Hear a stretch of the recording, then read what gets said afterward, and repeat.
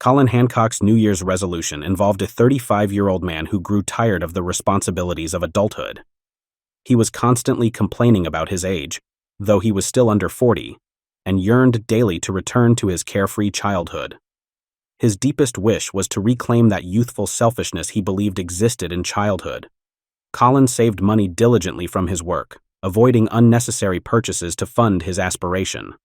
However, he did splurge on an expensive tape from the internet for his New Year's resolution. A tape that promised to help him regress to a childlike state. Colin had also been pretending to have mental health issues, attending therapy twice a week that he paid for. He researched various adult group homes intending to regress to a 6 or 7-year-old's level and escape all adult responsibilities.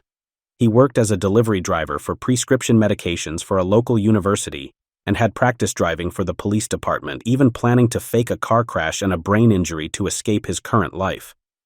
His plan involved faking a car accident on January 2nd, wanting that day to be his new birthday into a carefree existence. He felt exhausted from trying to fit into the adult world and longed to return to the simplicity of childhood pleasures like macaroni and cheese, cartoons, and playing games. Colin confided in his friend, Malcolm, about his plan. He handed over all the items he had gathered over the past year for his regression scheme.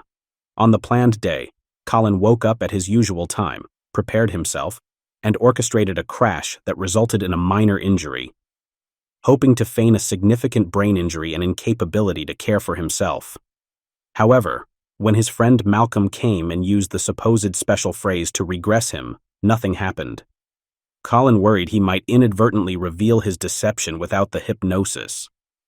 As he spent the night in the hospital, unsure of what would unfold, he woke to a nurse commenting on his bedwetting.